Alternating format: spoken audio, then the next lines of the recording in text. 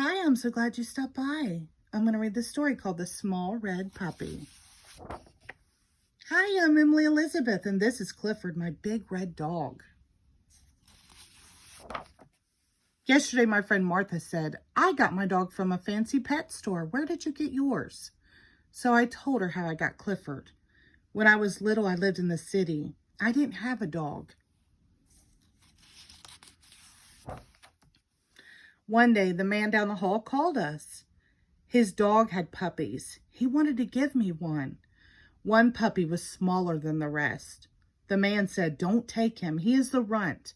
He will always be small and sick.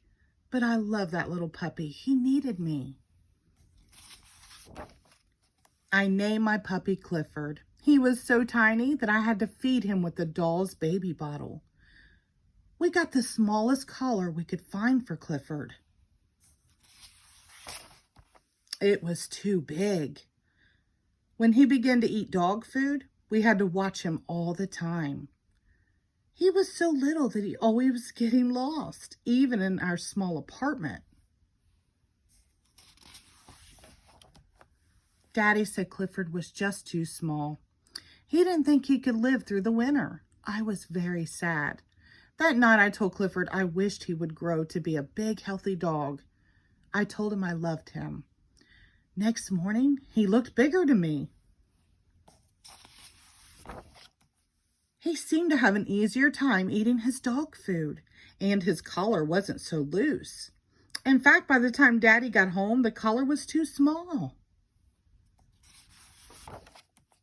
By bedtime, Clifford's tiny basket seemed a little too small for him, so I let him sleep on my pillow again. That was a mistake.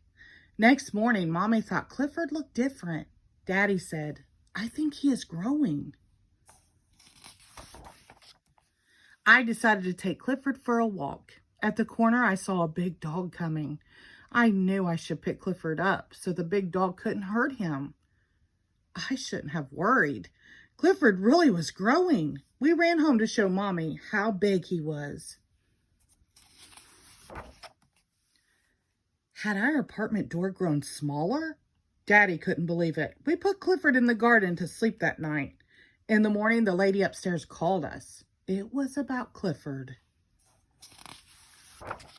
In fact, all the neighbors were starting to notice him. The landlord called the police. They came to see Clifford. They said Clifford would have to go. But how? He couldn't go through the door.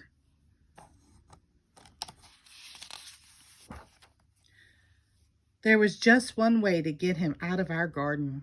We sent him to live with my uncle who lived in the country. I was sad. I missed my little puppy, and he missed me.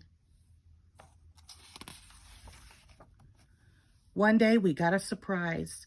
My uncle wanted Daddy to come work with him in the country. We moved right away. Clifford was waiting for me. I said, Clifford, stop growing. You are just right.